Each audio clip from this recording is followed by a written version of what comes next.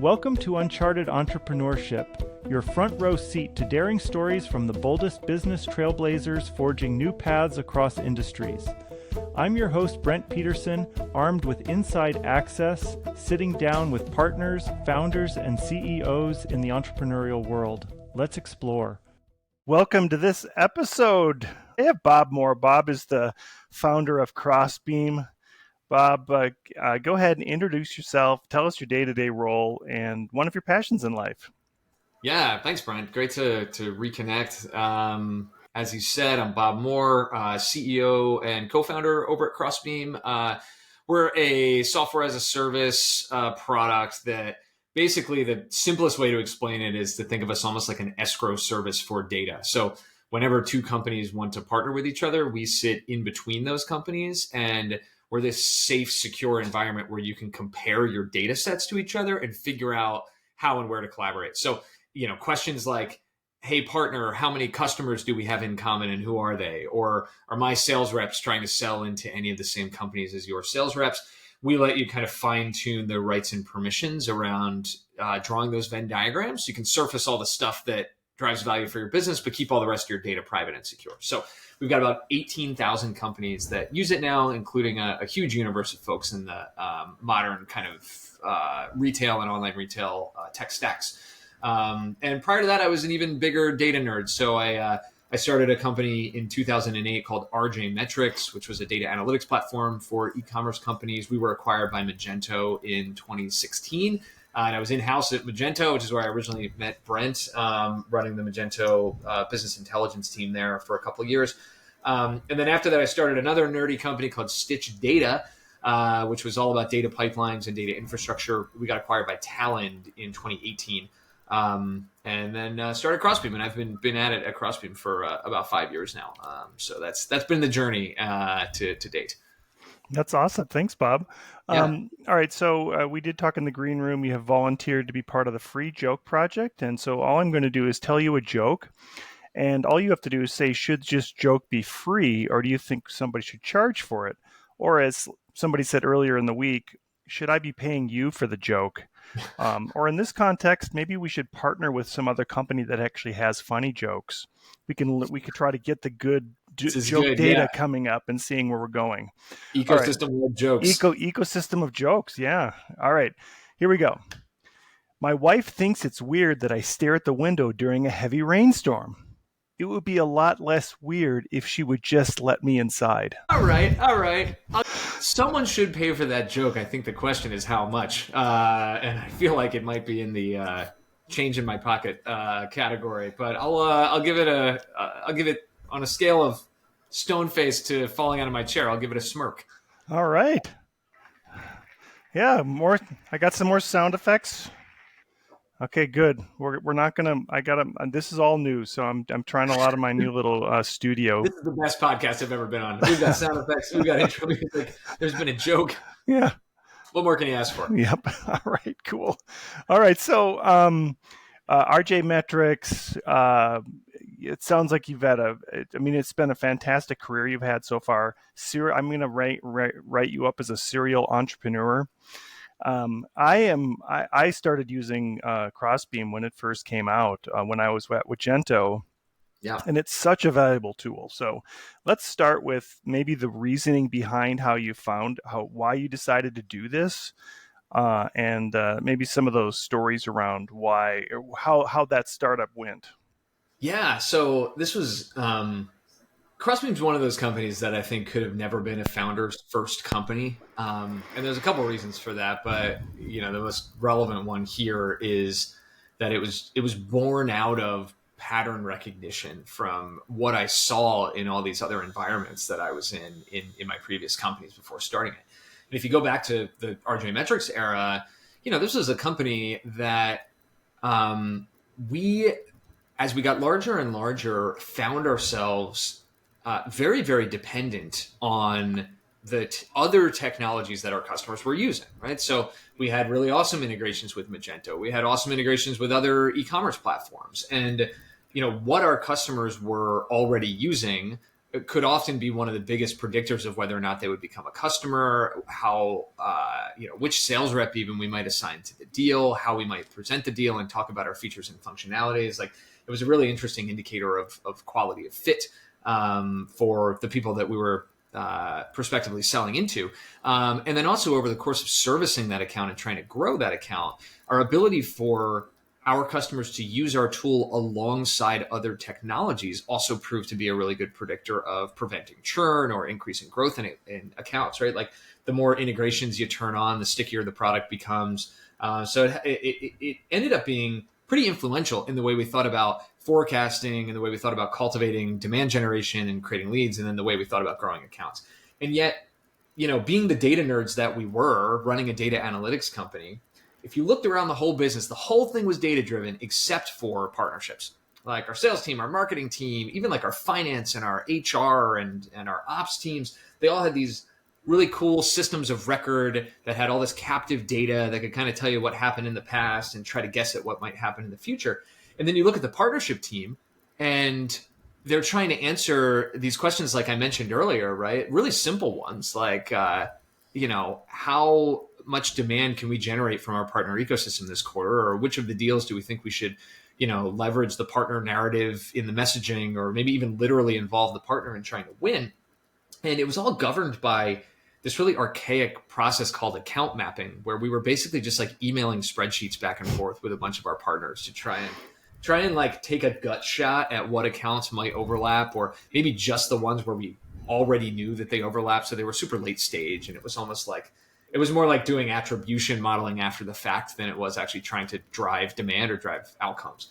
And I thought, well, this really stinks, and I kind of dug into it a little bit. And the reality was that, in order to answer those questions, you need all of the data from not just your data set, your data silo, but from the partner's data silo as well.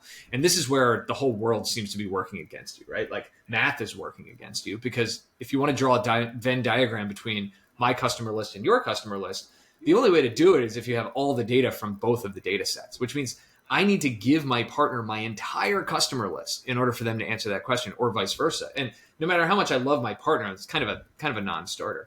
And then you get into all the data challenges of like, I'm selling to Delta Faucets, but you're selling to Delta Airlines, and we are emailing these spreadsheets back and forth, and they just say Delta on them. And the false positives and false negatives of the matches. Not to mention the most valuable moment when you could uncover that there's some intersection or opportunity to collaborate or co-sell or cross-sell is the second it happens, right? The second I get a new lead, the second you close a new customer. And yet most of these account mapping processes, they were happening quarterly at best. And in some companies, they would happen like once a year. So it was just a bad system that I think led to poor outcomes and a lot of confusion, and just felt like it was a decade or two behind the way we were running our sales organization or our marketing automation systems or things like that. So then after we got acquired by Magento, I just assumed, right, RJ Metrics was a startup. We were, 150 people when we got acquired. I just assumed that when you get into like the big leagues and you're like $100 million plus revenue company, there's some module in Salesforce that you can turn on for a bunch of money or something that just like magically solves this problem for you, right? Like, I assumed it was a solved problem, just not for me as a startup guy. So I get in house at Magento, and Magento had just spun out of eBay, so they had inherited a bunch of technology from an even larger company in terms of internal operations. And I look around, and what do I see? A technology partner ecosystem that has over 500 technology partners in it who have integrations built and kind of like a 1 + 1 = 3 value proposition with the Magento platform. I look around on the channel side, and there's over 10,000 global agency and system integrator partners, like the Magentos of the world, right? That kind of bring the solutions from Magento to life. And all these same problems were there.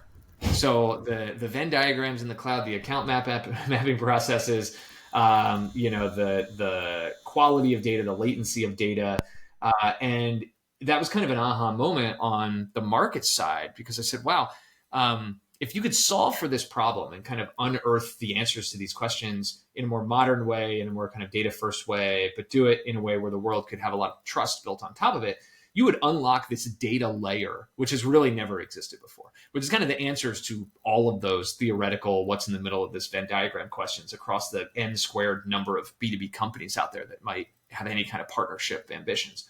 And that sounded really, really exciting. And then when, that kind of got tucked in the back of my head, and then we started Stitch, which was this data pipelines company. And what Stitch was really good at was extracting data via APIs, cleaning up that data, organizing it into a universal model, and then dropping it into like a data warehouse or a modern data analytics platform. Now, Stitch would do it within the silo of your own company. So our customers were just like one company that wanted to get their data from here into their warehouse there.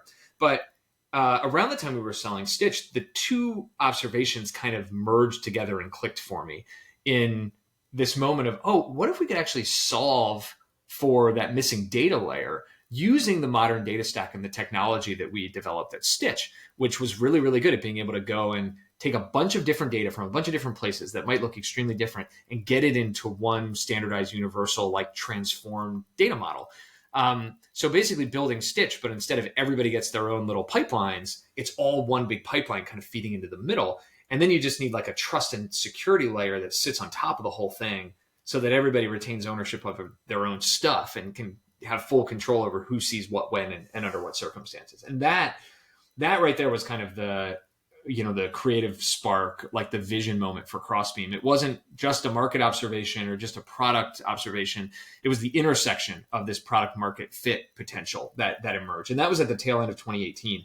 We launched in early 2019 to do precisely that. And honestly, the vision for this thing has been really steadfast. Like at our core, we are exactly what I just described still to this day. But it took seeing that pattern across multiple companies to, have it all come together and make it worth going after.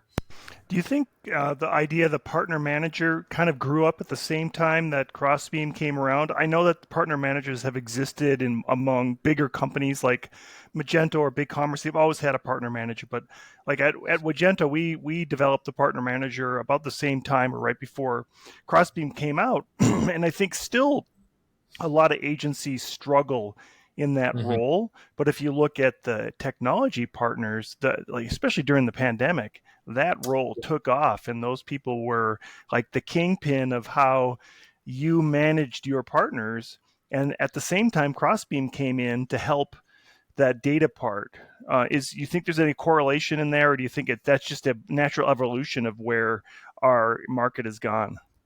Yeah, as much as it would make my ego feel great to say that we brought on some kind of revolution in the staffing or the titling or whatever, I think this is actually a byproduct of two things being true at the same time, which is there has been this maturation happening in the API economy that has been really profound and exponential in nature that's happened over the course of the last decade that has just significantly lowered the barrier for building technology integrations between technology products in such a way that very few tech products, even ones that are at the startup stage or very small, launch at this point without some kind of integration or hook into some kind of like mothership platform, like an e-commerce platform at a minimum, but even more often, a large abundance of integrations where kind of the data and insights that go into and then that flow out of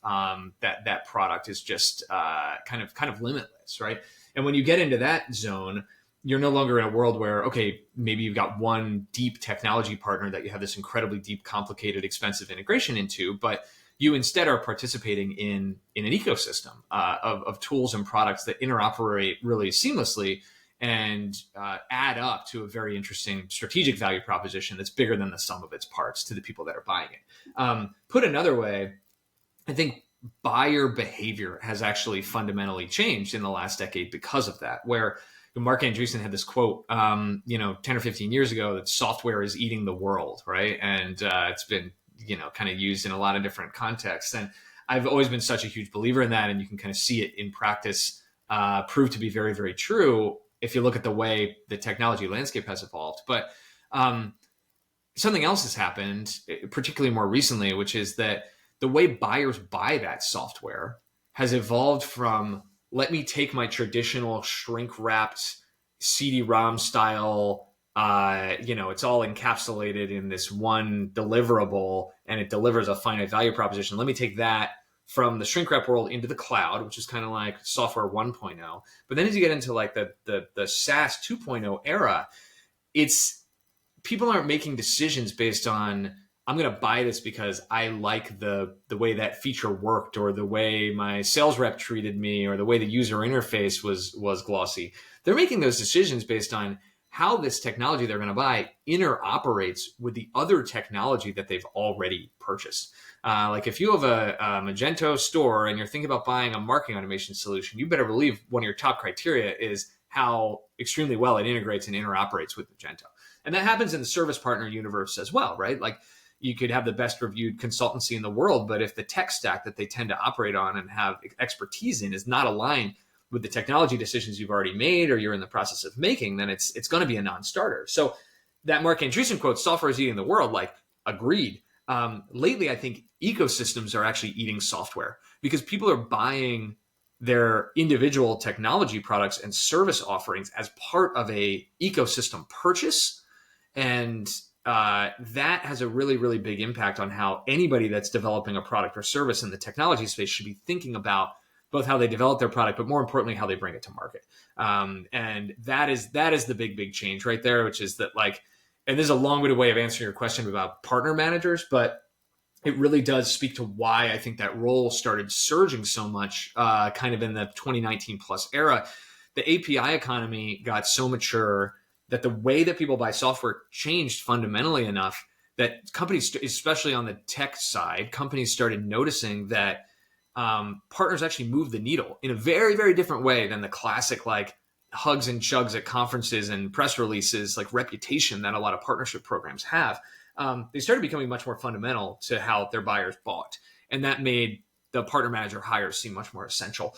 And then we become this, Crossbeam comes in as this massive efficiency and data layer that you can layer in on top of those teams and make them much more horizontally impactful, make their work much more tightly tethered to the work of sales and marketing teams as opposed to operating in a vacuum. And it all starts to add up to something really exciting. And I think that's kind of the confluence of factors that are true at the same time when you look at that world.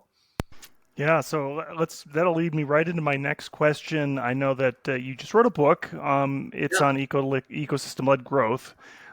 Tell us, like, why did you write the book, and why are you so passionate about this ecosystem and how it helps grow your business and ecosystems? So, it is. It's like a snake eating its own tail, right? Ecosystems lead to more ecosystems. So I'll say this about book writing in general, right? Which is like, I'm generally a huge skeptic of most business books, especially ones written by like the CEOs of operating companies. Like, I have in my years as an entrepreneur written countless blog posts and white papers and ebooks and other things like that, right? And some of them are hits and some of them get read by nobody, and you never know. The thing that's different about this one is this is actually published by like a real publishing house. So Wiley, we got a book deal with Wiley to kind of properly produce this book for mass distribution. Like you can walk into your local Barnes and Noble and pick it up off the shelf, and if it's not there, somebody bought it, and you can hopefully go to the desk and demand they stock more. But it's a proper book, and I take that a lot more seriously because book publishers are not in the business of publishing advertisements, and they're not in the business of publishing things that nobody cares about or is going to buy. So the fact that we were able to get a proper book deal for this thing means that the market pool for this conversation and for this messaging and for this information is there despite us, right? It's not just us, unlike with a white paper or like a blog post that you might write where you're kind of pushing your own company's narrative. The great thing about ecosystem-led growth is that there is a entire universe of people actively looking for and consuming content on this exact topic right now, because there is a really, really, really big why now around the whole thing. And what we were in a position to do because of the number of customer stories and playbooks and raw data and kind of the narrative that we have around, all these factors that we've been talking about leading to ecosystem-led growth being relevant, I was in a really unique position to be able to tell that story and to compile those things and to kind of, produce the book that could just basically be the one stop shop authority on, hey, when your board brings up this topic or when your company is interested in trying to do this in a modern way, it's an unquestionable, there is one resource that you need to grab first, as kind of the canon on this matter. So that's the goal of the book, is to be that. And when complemented by the distribution that Wiley gives us, we're able to add a lot of legitimacy to that and a lot of kind of third party editing and fact checking and all the other great things that come with having a real publisher put it out. So we've been able to accomplish that, and it was thrilling. In the first week it came out, we actually made it onto the USA Today national bestseller list, which was like super exciting and very unexpected. So we've been able to get this book in the hands of a lot of people, and have actually kept it. It's still number one in the business development category on Amazon here 3 or 4 weeks out. So it's been great to see a lot of it continue to move. And I think, again, that speaks to, like, look, we have a mailing list and we have an audience, and we do stuff like this, and we help raise awareness of the book, and that's great. But none of that would be happening if there was not something else going on here that was bigger than us, which is kind of like a built-in demand for this subject matter. So it became a no-brainer to put the work in to do the book when all of that became really clear. And it's great to just see it come to fruition now that it's out. Yeah, I'm a big believer in the book Traction, and Yeah, love that book. I'm an EOS guy. How would companies use this book to help them in that same sort of idea of there's actionable things to do in it? Yeah, this is the best thing about the book, right? Which is, this is not like a academic textbook on the matter, right? Or a historical analysis of ecosystem led growth.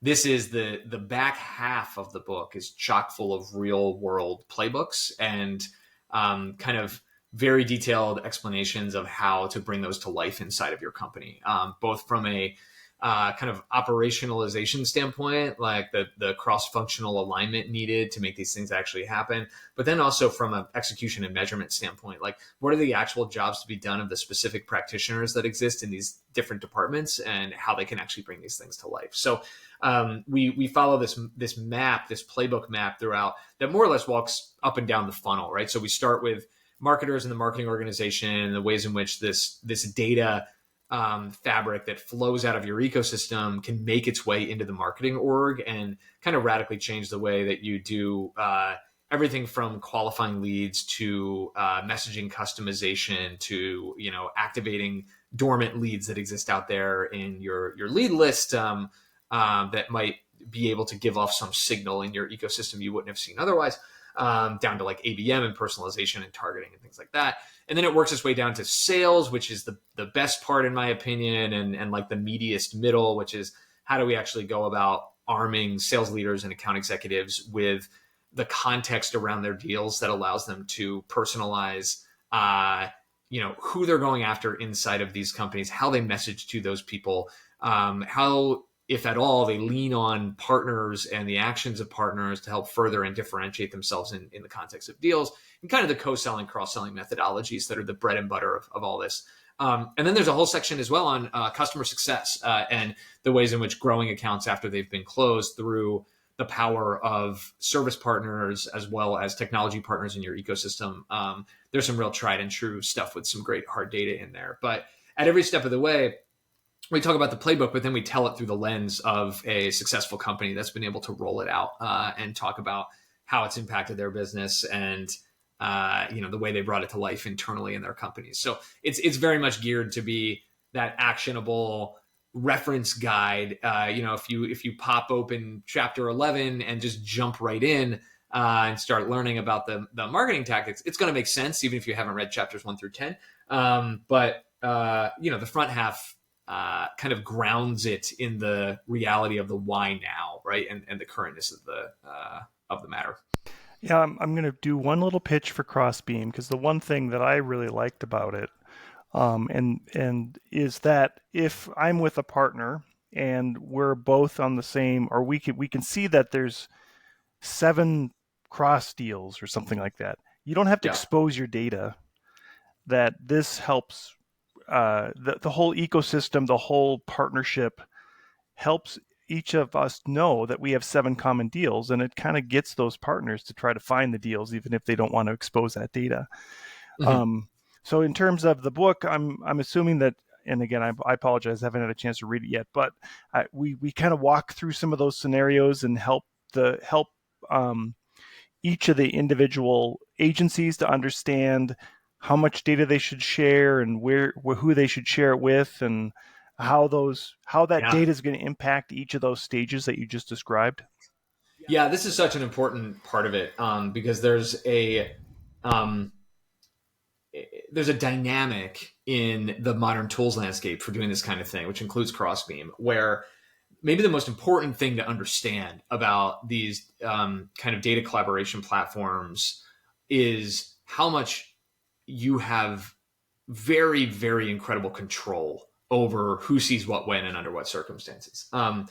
Believe me, I it may have been the most contrarian thing I've ever done in my life to start a data sharing company like the same month that GDPR showed up, just like in late 2008.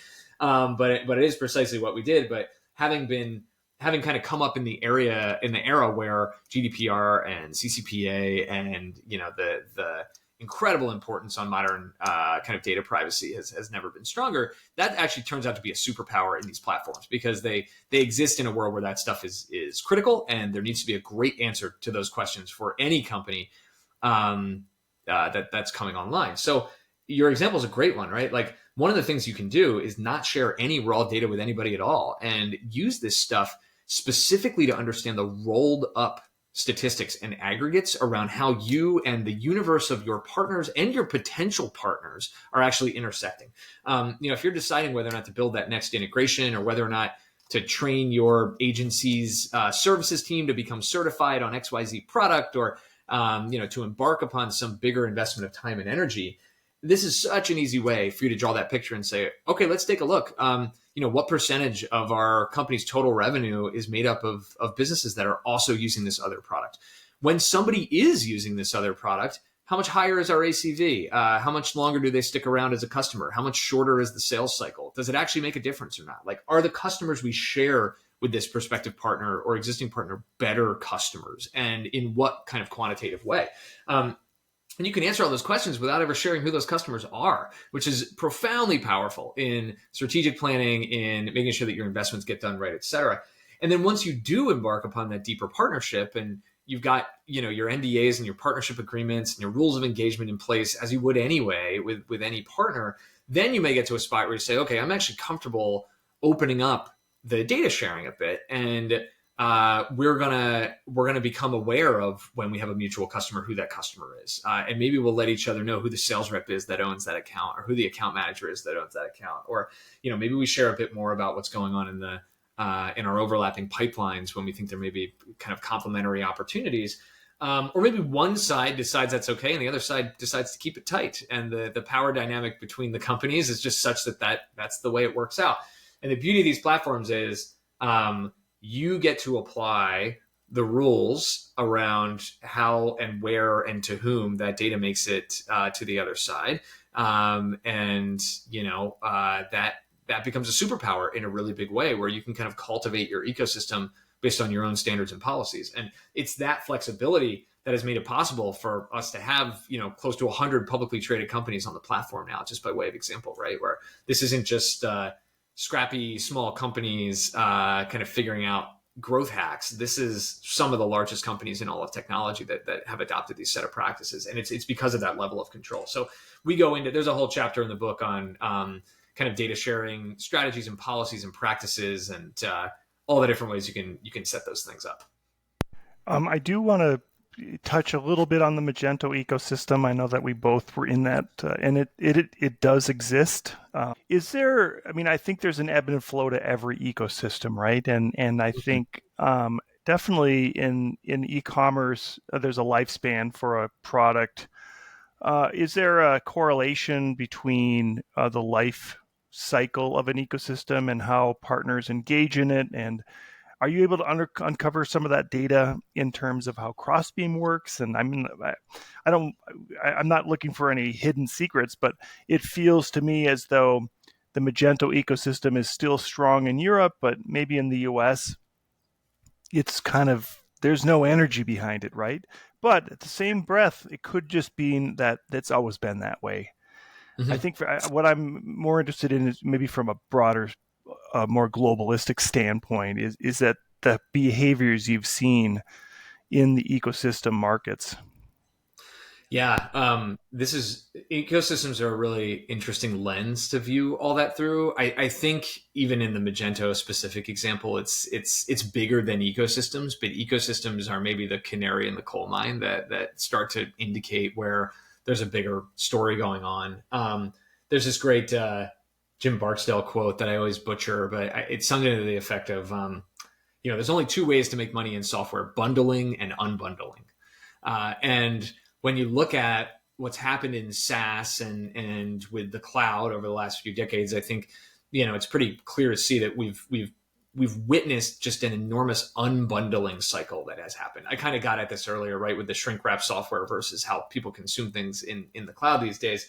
The API economy and the cloud revolution have enabled effectively the unbundling of what were once these very, very large monolithic pieces of deployed software. And, Magento is an interesting example of, it's an open source platform that does a lot, right? It's an extremely, extremely robust product where there's immense flexibility. And for the vast majority of consumers of it, it's installed on premise and then kind of customized on premise. There are cloud versions and cloud offerings of it.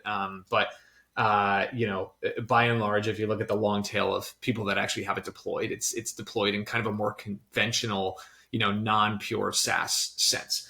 And you think about the disruption that has happened and where a lot of the innovation and kind of market value has been created from an e-commerce platform standpoint over the course of the last 10 or 15 years, you can't help but look at, players like Shopify, right, that have been able to take a more kind of SaaS first cloud-based approach that in the early days felt a little bit early for the market and maybe made it feel more like a toy than a tool. But by kind of being present to stand on the shoulders of the giants of the cloud revolution, kind of started to look more like this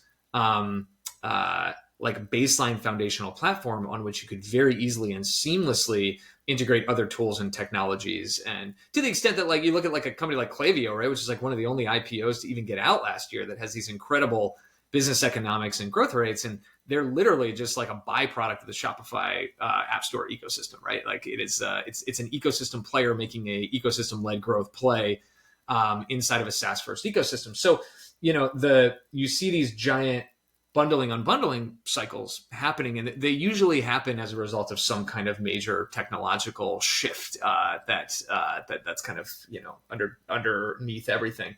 The other phrase I always love is like ecosystems are really they're network effects, right? They're exciting for that reason. They create moats for companies, and network effects are like the greatest thing you can have in a business if you can have it. But like, ask Friendster how they feel about their network effects, right? Network effects are great until they're working against you. And then they can also be at the heart of like an unwinding of some sorts. And like, when your network, which is effectively your ecosystem, and some other ecosystem out there that maybe has more momentum or is more kind of forward focused, are in direct competition with each other for resources or the time and attention of various companies, you can kind of witness this very terrifying like unwinding effect as well. So I think that's a little bit of what you see out there is depending on, sometimes it can be affected by geographic region, sometimes it's affected by stage of company or profile of company. But I think, Magento really did a great job of participating in like the modern software movement and the Internet 1.0 movement. And then there was this big unbundling cycle, I think, that's happened with the API economy that's pushed a lot of the cloud e-commerce platform vendors more into the forefront. And it leads to the logical question of like, what's next? Like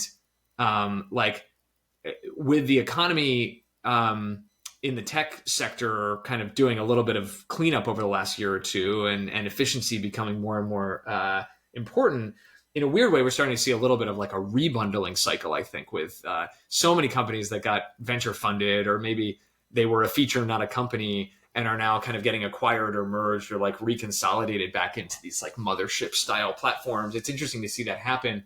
And part of what I think may help drive that as well is the advent of artificial intelligence. And it's hard to clock right now the impact that AI is going to have in aggregate on any of these spaces, but it's also easy to see that it's significantly lowering the economic investment required to have a more robust, comprehensive platform created in-house, right? Like technology development is a lot more efficient and rapid as a result of what's possible because of a lot of these platforms. So it's not outlandish that we could start to see a bit of like scope increasing in terms of what a typical platform can do with AI kind of sitting behind it, helping make that happen. So like maybe the AI movement kind of kindles and accelerates like this rebundling cycle that maybe we're going back into here.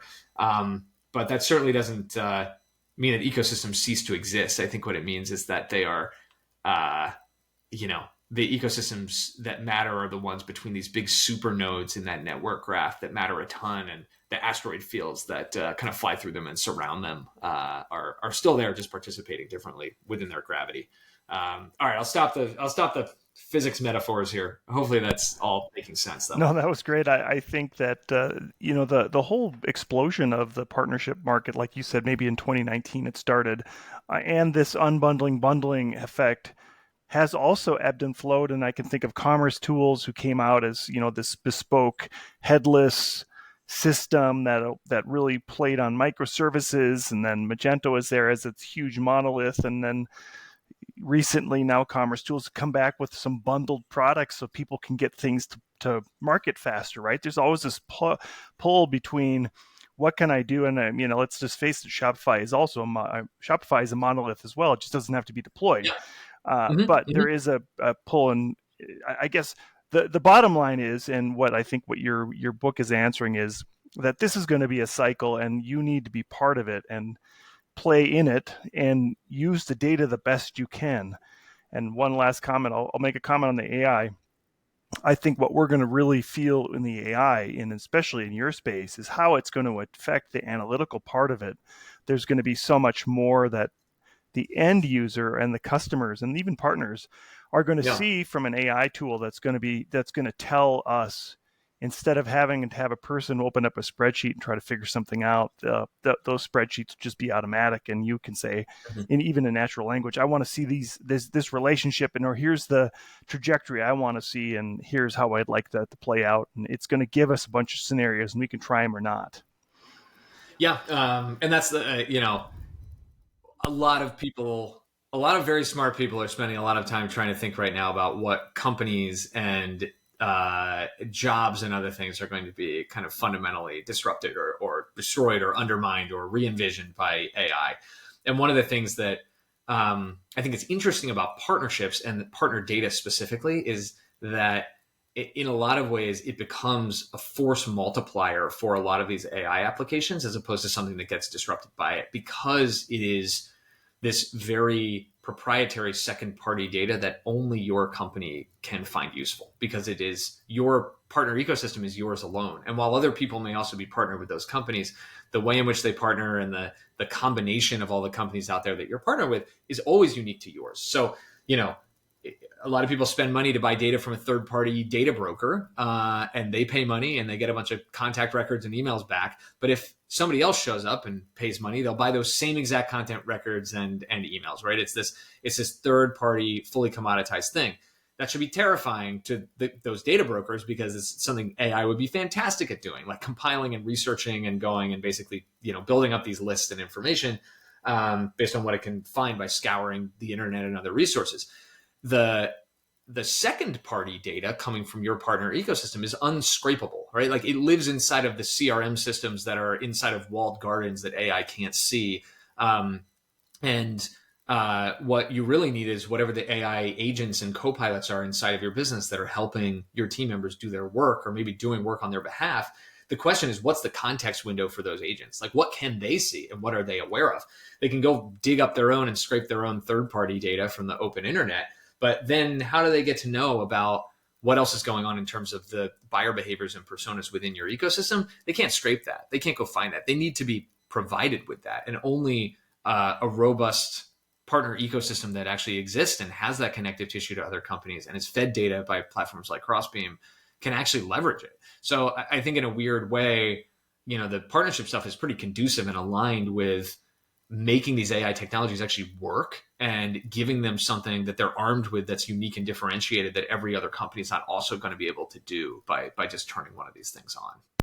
Yeah, I couldn't have said it better myself, and I can't say it better myself. I'm actually gonna I mark that little clip. I mean, that is such a perfect example of how we are still going to have. I mean, I'm a firm believer that humans are also always going to have to be involved, because at the end of the day, we're not generating content for robots to read the content. We would like somebody to read it and buy it and use it and feel it and touch it or whatever that thing is. So AI is going to play a role, and I feel like AI is going to play a bigger role in how we're using that data rather than just generating a blog post. And I think most people think, hey, generative AI is all about how we create things in terms of coding or blog posts. But I think the analytical part is far more interesting and far more valuable for partners and of course for any merchant too that wants to be able to use that. So Bob, I know we talked about trying to do 30 minutes, and I think we're blowing way past that. I joked with maybe we'd spend an hour talking about ecosystem. What is a big thing you see now in this rest of 2024? What do you think we should be looking out for in terms of ecosystem and what a partner should be looking for? Yeah, I'm really tuned into the macro economy and the impact of interest rates having shot up really aggressively and rapidly in late 2022 and early 2023. And I think a lot of us in the technology world were kind of hunkered down, either experiencing the pain of valuation compression or the venture markets drying up, or kind of just waiting for the next shoe to drop, kind of out in consumer land or wherever else. And in the commerce universe, I think that has had its own version of that come true. So when I think about the rest of 2024, I actually get really excited, not because it's going to be as frothy a market as we got to see in kind of the later pandemic era when interest rates were at zero, but because the chaos, the macroeconomic chaos seems to be, at least, if not subsiding, making itself a little bit more predictable and well-known multiple quarters out, right? The Fed is giving very, very seemingly high confidence, reliable guidance that we'll see, at least 2 or 3 rate cuts this year and at a particular level of tapering. And rates aren't going to go way, way down, but short of some black swan event that we're not anticipating, it seems like they're going to be on this kind of downward tapering trajectory. And that lets people plan, right? It lets people know where interest rates are, whether they'll be able to be borrowing, what the return on invested capital might look like for deploying venture capital dollars, what it might mean to have positive ROI on ad spend or hiring another outbound seller or whatever else, and how that'll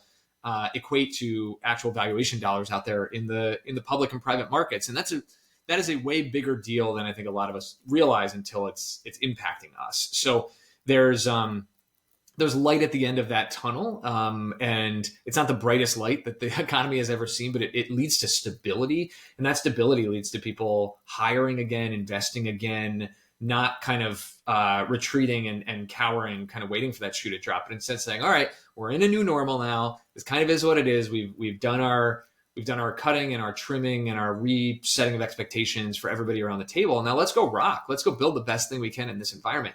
And I think that's where a lot of companies are. The companies that made it and that still exist right now going into the remainder of this year, they're looking opportunistically at how to build and grow their companies on their own. And if it looks like they can't do that, they're looking at mergers and acquisitions and kind of corp dev related activities to continue on to that next chapter. And you add all that up and it makes for a potentially really interesting and exciting year where I think a lot of value is going to get built inside of companies, where I don't know that I could have said that, sitting in early April of 2022 or 2023. It didn't really look like that was going to be the case. So we're past the bottom, I hope. Yeah, good. I'm happy to hear that. And I'm in the entrepreneurs organization, and I hear a lot from different types of entrepreneurs who have now, especially in the tech sector, are saying that their market or their customer, their pipeline is coming back, and they're seeing a lot of now decisions being made, and maybe that's one of the reasons. And even especially, I think in the enterprise ecosystem, they're seeing a lot of bigger players. I'm hearing now making decisions in terms of we're going to replatform, or we're now going to go with whatever that new big e-commerce engine is that we're going to convert to, because we just, it's been 5 years and we need to go to the next big thing. Bob, as I close out the podcast, I give everybody a chance to do a shameless plug. What would you like to plug today? Yeah. Hey, we're here. You mentioned the book, so I'll stick with that, right? Ecosystem-led growth, published by Wiley. You can Google it. It's on Amazon. It's in major booksellers nationwide and internationally. For those of you not in the U.S., buy it, check it out. Would really appreciate your feedback. My website is robertjmoore.com, and you can learn all about the book and get links to retail outlets there as well. That's perfect. Thanks, Bob. It's been a great conversation, and I really appreciate you coming on. Cool. Thanks, Brent. Love spending time. Appreciate the platform. Yep.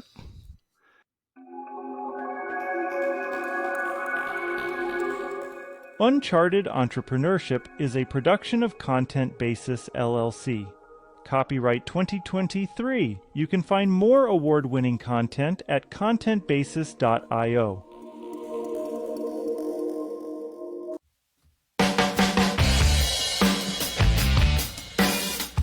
And that wraps up the latest edition of Uncharted Entrepreneurship. Bold tales from entrepreneurial trailblazers. I'm your host, Brent Peterson, signing off after an incredible fireside chat with one of our intrepid trailblazing guests. Their first-hand perspective on conquering the unexplored wilds of business is just a taste of the rare wisdom you'll discover from pioneering entrepreneurs on this show. I also invite you to join me each week for insider commentary on the startup scene and digital marketing landscape on my Talk Commerce podcast. You can find Talk Commerce wherever you download podcasts or go to talk-commerce.com. I'd be grateful if you left a review and rating for Uncharted Entrepreneurship to help more bold founders find their way to game-changing insights that empower ventures to transform communities. This is your host, Brent Peterson, signing off for now. I'll see you around the virtual campfire next episode as we embark on another adventure into the great entrepreneurial unknown.